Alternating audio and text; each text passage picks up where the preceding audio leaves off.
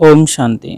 बाबा को याद करना एक गुप्त मेहनत है, इसीलिए बाबा ने आज बहुत ही मोटी लकीर खिंचवाई। बच्चे जो गुप्त मेहनत करते हैं वो महान हैं, जो गुप्त नहीं मेहनत कर पाते वो निठल्ले हैं। बहुत ही बाबा कहते हैं कि बेहद के बाप को याद करना यह गुप्त मेहनत है। याद से याद मिलती है, जो याद नहीं करते उन्हें बाप भी कैसे याद करे। देखो, परमात्मा हमको हमेशा याद करते, इसीलिए एक पॉइंट आया कि याद से याद मिलती है। परमात्मा हमें सदैव टचिंग देता है, लेकिन हमारी यादें इतनी प्रबल नहीं होती कि उस तक पहुंच जाएं, क्योंकि हम झट याद करते हैं, झट दूसरा काम करने लगते हैं। तो परमात्मा भल कैसे रुचि दिखाएगा कि इसने मुझे याद भी किया था, अभी पल भर याद किया, अभी फिर बच्चे को याद कर रहा है, तो कैसे आएगा तुम्हारे पास। याद से याद जब मिलती है तब परमात्मा हमारे करीब आता है, उससे पहले करीब आ ही नहीं सकता है। इसीलिए बाबा ने पूछा है कि संगम पर तुम बच्चे कौन सी पढ़ाई पढ़ते हो जो सारा कल्प नहीं पढ़ाई जाती है। कौन सी ऐसी पढ़ाई है? बाबा कहते हैं कि जीते जी शरीर से न्यारा, अर्थात मुर्दा होने की पढ़ाई। शरीर से मर जीवा, जीवित हैं लेकिन मरे हुए, इतने आनंद में हैं, न किसी से कोई मतलब न कुछ। दुनिया के काम भल करते हैं, धंधा दोरी करते हैं, लेकिन उनमें ममत्व नहीं है।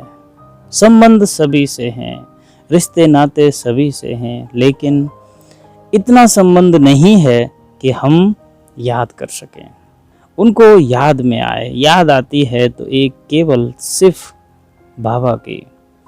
बाबा कहते हैं कि जीते जी शरीर से न्यारा, अर्थात मुर्दा होने की पढ़ाई अभी पढ़ते हो, क्योंकि तुम्हें कर्मातीत बनना है। बाकी जब तक शरीर में हैं तब तक कर्म तो करना ही है। मन भी अमन तब हो जब शरीर न हो, इसीलिए मन जीते जगत जीत नहीं।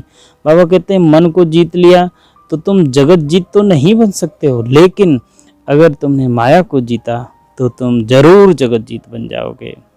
बाबा ने आज बहुत समझाया बच्चों को कि बच्चे जो भी तुम कुछ लोग हैं गीता पढ़ते हैं और अपना गीता पढ़ी जल्दी से, और उसमें धारणा नहीं होती, और जब तक धारणा नहीं होगी तब तक हम वो नहीं पा सकते जिसे हम पाने के लिए गीता का अध्ययन कर रहे हैं, पढ़ रहे हैं गीता को।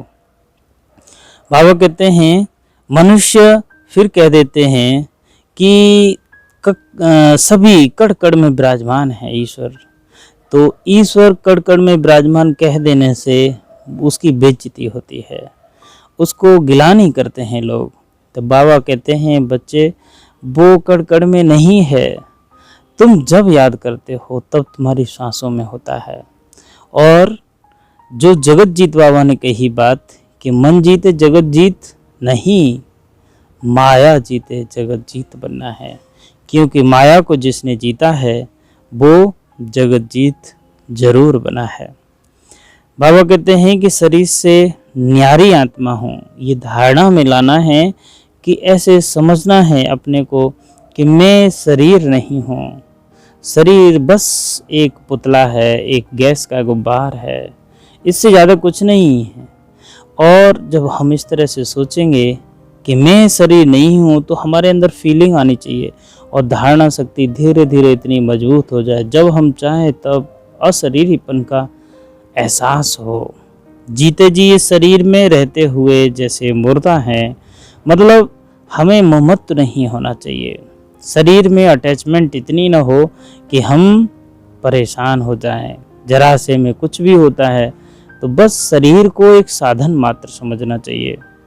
इस स्थिति के अभ्यास से कर्मातीत अवस्था बनानी है। हम कर्मातीत अवस्था तभी बन पाएंगे जब हम न्यारे रहेंगे, एक मुर्दे की तरह होंगे। सर्विस का सबूत देना है, सर्विस का सबूत तो वही दे सकता है जो बाबा की यादों में याद से याद मिलती हो। याद से याद नहीं मिलती तो कैसे सबूत दोगे कि हमने तुमको याद किया है। देवभान को छोड़ अपना सच्चा सच्चा समाचार देना है। देवभान हम कितना भी करते हों, लेकिन देवभान का सच्चा समाचार हम तभी दे सकते हैं जब हम बाबा की यादों में रहें और पास विद ऑनर होने का पुरुषार्थ करें। आज बाबा ने जो वरदान दिया कि सर्व खाते और रिश्ते एक बाप से रखने वाले डबल लाइट फरिश्ता भव, डबल लाइट फरिश्ता बनने के लिए देह के वाहन से भी परे रहो, क्योंकि देवभान मिट्टी है, यदि इसका भी बोझ है तो भारीपन है। फरिश्ता अर्थात अपनी देह के साथ भी रिश्ता नहीं। बाप का दिया हुआ तन भी बाप को दे दिया, अपनी वस्तु दूसरे को दे दी तो अपना रिश्ता खत्म हुआ। सब हिसाब किताब, सब लेन देन बाप से, बाकी सब पिछले खाते और रिश्ते खत्म हो जाने चाहिए। ऐसे संपूर्ण बेगर ही डबल लाइट फरिश्ते हैं। बाबा कहते हैं जो सर्व रिश्ते, सर्व खाते, सर्व लेन देन एक ही परमात्मा से है, एक ही बाप से है, वही श्रेष्ठ है। आज स्लोगन दिया कि अपनी विशेषताओं को प्रयोग में लाओ तो हर कदम में प्रगति का अनुभव करेंगे। बाबा कितनी हमारी विशेषताएं बताता है और हम उन विशेषताओं को तभी प्रयोग में ला सकते हैं जब हमने धारणा की होगी। ओम शांति।